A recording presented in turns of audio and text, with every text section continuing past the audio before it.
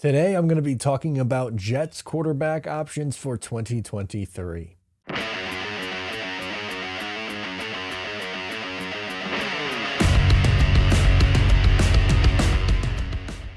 Hey, what's going on? Matt O'Leary back with another video. Today, we are talking about Jets quarterback options for 2023.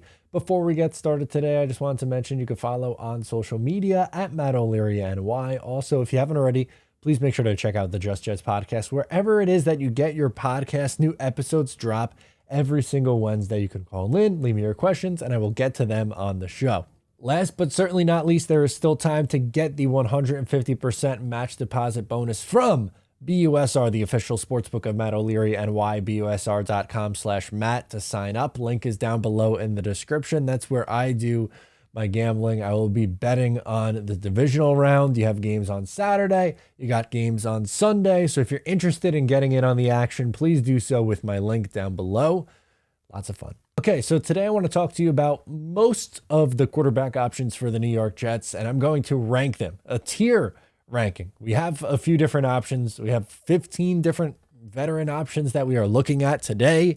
That is most of the options available for the New York Jets, and I will list them off and I will rank them, and you guys can do, I'll have the link down below so you can do your own ranking if you want, but it's sorted by that I would be excited about it, happy with it, meh, please no, and then there's a last category as well. So let's pull this up. The last category is Zach Wilson. So Zach Wilson gets his own category because I'm rooting for the kid, but you just can't go into next year with him as the starting quarterback. And that's what this is about. We're talking about if they were the starting quarterback for the Jets in 2023. Baker Mayfield is in the please no category. Has he looked better with the Rams? I guess so. I just don't want to take that on. I really don't. He's someone who I was high on coming out of college. He had some success with the Cleveland Browns earlier in his career. Stunk with the Panthers and was a little bit better with the Rams, but I don't want to take on all the baggage that comes with Baker Mayfield. He's, I guess at times a little bit of a controversial one. So I would say pass on that. I'm all good with Baker Mayfield. Tom Brady is a very tough one for me. So I guess I'll put him in the happy category. I can't get in the excited category for him because it'd just be a little bit too weird for me if he was the quarterback for the New York Jets, but I'd be happy with the swing there. It would make sense. I get it. It would just, again, it would be weird to see him in a New York Jets uniform. I don't expect him to go back to Tampa. Honestly, San Francisco feels like a good spot for him. Have Brock Purdy sit for a year and then turn it over to Brock Purdy after that. But I could totally see him wanting to end his career with the San Francisco 49ers, a team that he grew up loving.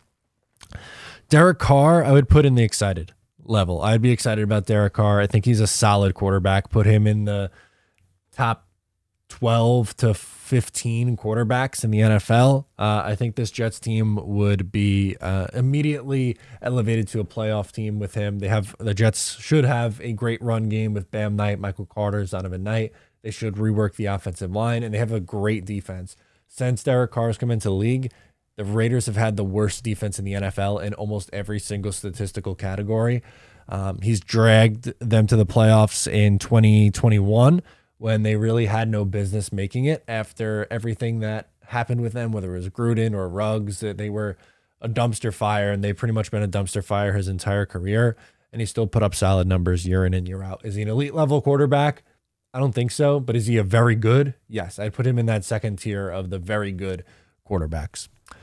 Next up, Daniel Jones. Now, I don't think Daniel Jones is going to leave the Giants, but if he was, I'd put that in the happy category. I would say, okay, I would understand that swing. I think he's developed into a reliable starter, which is, kind of crazy because looking at his first 3 years in the league, he was injured a lot and at times very ineffective, but I liked what they were able to do with him this year. I think he stays, so I wouldn't put too much stock into Daniel Jones, but if available, sure.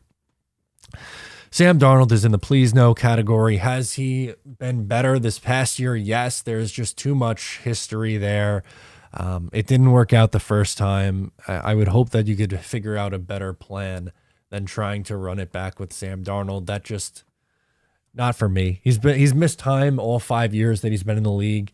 He's way too inconsistent. He's probably fine as a spot starter, but I don't want to bring that back. That's just, you're creating more headlines for yourself, and there are other options that are much more viable. Geno Smith, this is a reunion that I think could go a little bit better. I'd put that in the happy category. He was really good this year for Seattle. I don't see him leaving the Seattle Seahawks. I think they figure it out and figure out a way to make him stick. But yeah, I thought he really matured later in his career. I think that was one of the big issues with the New York Jets. I think he was an immature player. I think he would admit that as well. Whether it be, the situation with Ike Napoli or the situation where I think he missed or was late to a team meeting in San Diego because he didn't know how time zones work. Like, it was just very little things. But much different player later in his career. I'd be happy with it. Is he my favorite option? Is he my first option? No. But if things go awry here, I think it's okay.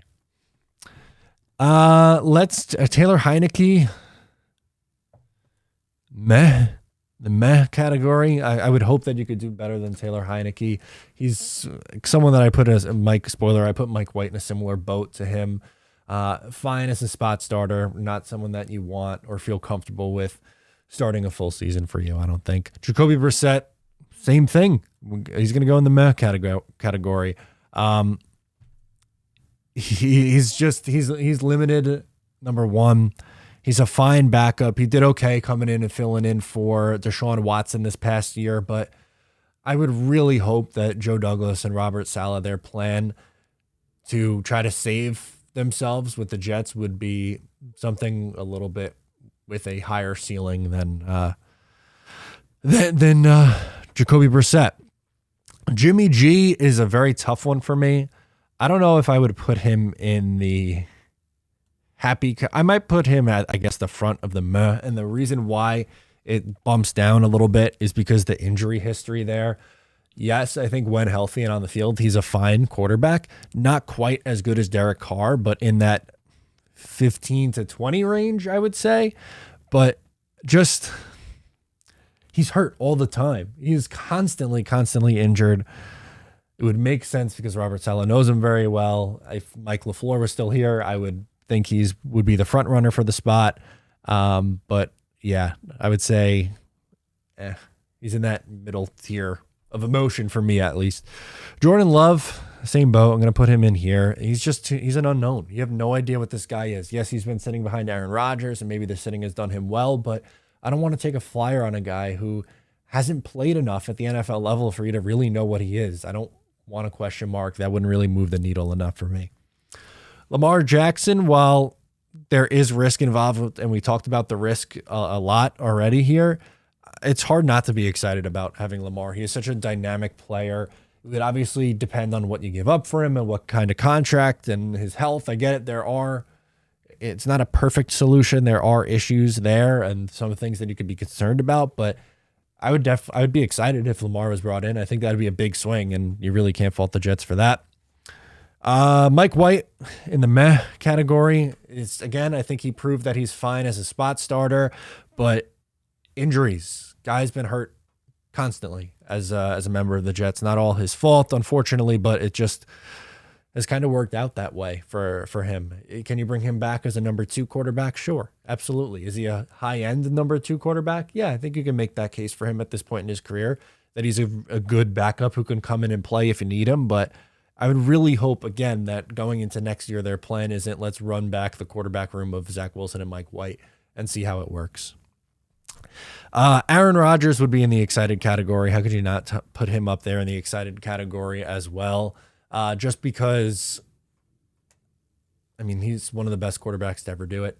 He's up there in age, which is a little bit of a red flag. He wasn't as good this year as he was the previous couple of years, but that would be, again, a big swing that would bring a lot of excitement here. I don't know if it would work, but it would be, you could at least say if it didn't work, that they went down swinging, right? Like, that's really what you can do. And look, this team has a tight window, I guess, with all these guys on their rookie deals. Maybe if you did trade for Rodgers, it could be a situation where Rodgers starts for a year, maybe 2 at the absolute most.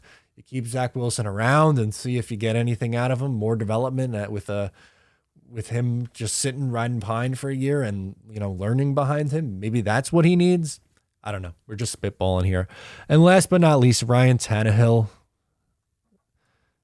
I guess towards the top of the meh category, in between happy and meh. I think, what he was able to do in Tennessee when he was healthy was solid, but I think he's taken a step back the last couple of years. He's been banged up a little bit over the last couple of years. And can you do worse? Yeah, you can, because I have, 1, 2, 3, 4, 5, 6, 7 guys worse than Tannehill and Jimmy G, but I kind of put them in the same boat. I'd be okay with it, but it's not something that I'm going to be like, ooh, happy about or even excited about. I'd go, all right. I think it would be an upgrade to what they have, but I don't know if it's going to be as much. Where everyone listed above those guys, I think would be a pretty significant upgrade. And, look, I think they need to make the playoffs in 2023, and I think they're going to swing big. So this is my ranking. Let me know your ranking, where you would put each one of these guys. Thank you so much for tuning in. I am Matt O'Leary, and I will catch you next time.